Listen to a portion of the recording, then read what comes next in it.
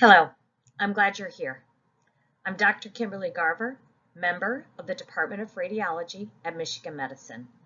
I'm here on behalf of my wonderful colleagues, Dr. Catherine Maturin, an outstanding leader in our department as well as the field of radiology, and Dr. Amy Young from the Ross Business School and Center for Positive Organizations at Michigan Medicine.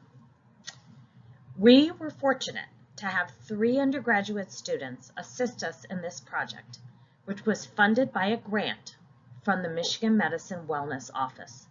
This is a series of 16 short 10-minute modules based on the seminal book by Dr. Kim Cameron entitled Positively Energizing Leadership. Dr. Kim Cameron is one of the 3 founders of the Center for Positive Organizations, which is trying to change the world of work into a more life-affirming, humane place, while at the same time producing often dramatically higher performance. We have one introductory module that shares the principles of what positive, energizing leadership is and what it can do. The next 15 modules discuss one leadership attribute that was found across many different industries to be empirically validated to improve workplace well-being and performance. The great news is that each of these attributes and behaviors are easily accessible, can be learned, are free, and require no additional staff or resources. Today, we will be discussing the 13th attribute, being genuine and authentic. Let's get started. Positively energizing leaders are genuine and authentic. But in order to be genuine and authentic, we need to embrace vulnerability, which is what we will be focusing on today. De-energizing leaders tend to be more superficial and insincere and struggle with showing their true selves to others. Positively energizing leaders strive to be consistent in their values and behaviors. They are willing to be vulnerable with others by sharing challenges and mistakes when appropriate. De-energizing leaders expect perfection of themselves and others and choose to either armor up or numb out when it comes to expressing feelings or anything about their true selves. Here is the definition of vulnerability. It's the emotion we experience during times of uncertainty, risk, and emotional exposure. It's having the courage to show up when you can't control or predict the outcome. I picked this picture for a reason.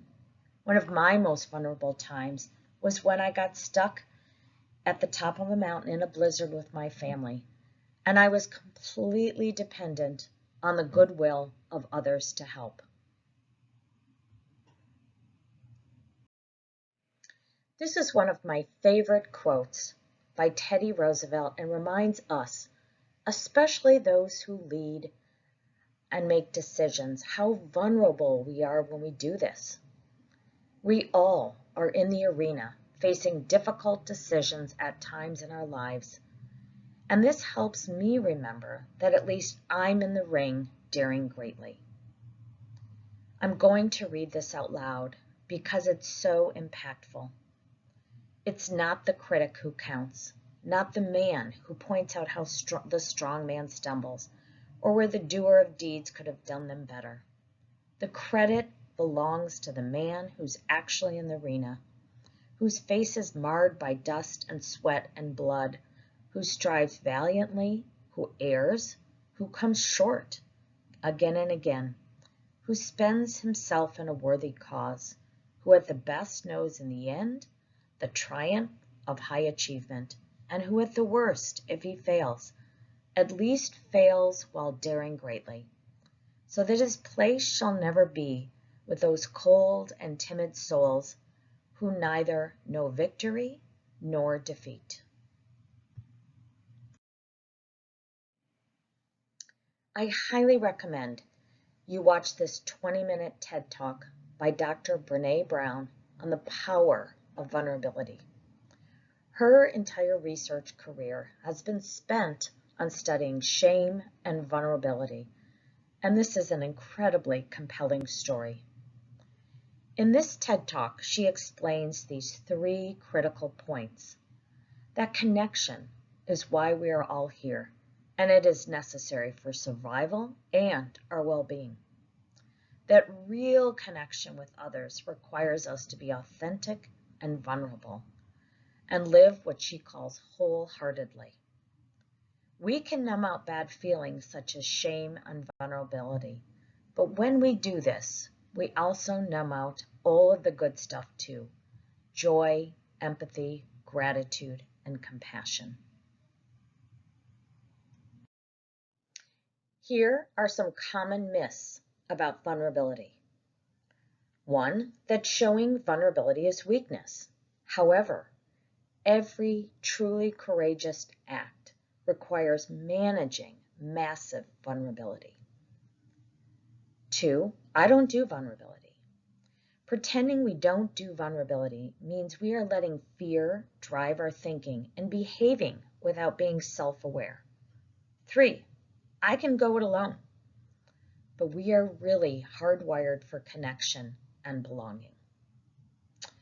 You can engineer the uncertainty and discomfort out of vulnerability, but what we are talking about is relational vulnerability, not systemic or industrial vulnerability. It's the people type stuff.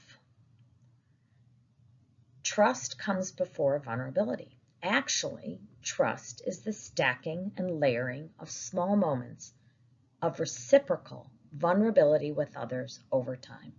Trust and vulnerability grow together. And vulnerability is inappropriate disclosure. But vulnerability is not oversharing, confession, manipulation, or emotional displays and drama. Vulnerability requires healthy boundaries. Here are some practical tips and tricks on how to become more genuine and authentic. Create safe spaces to really rumble. How can I support you? Is there anything else? Tell me more. Create your square squad. Find a 1-inch by 1-inch piece of paper and write down the people whose opinion really matters to you. Those you get to keep. And try to worry less about those not on the list.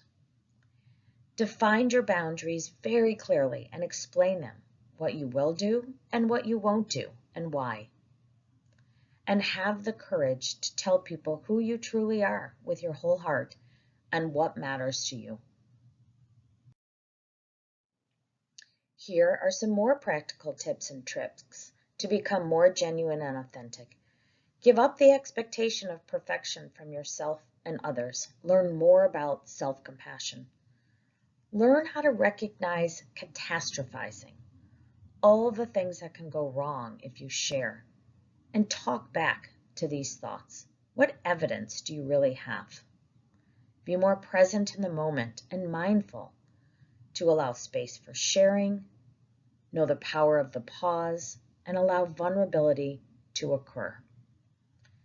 Vocalize your needs and feelings with others. Use the XYZ strategy. When you do X, it makes me feel Y, and I would prefer you do Z instead. I could find many good uses of this strategy. If you have time, break into small groups to discuss these questions over the next 15 minutes.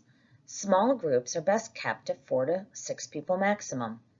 Please assign one person in the group to report insights learned from the small group back to the larger group when we return. What did you learn that resonated with you? What did you learn that challenged or surprised you? What suggestion might you implement for yourself? What suggestion will you implement in your work setting with others? What else did you hear?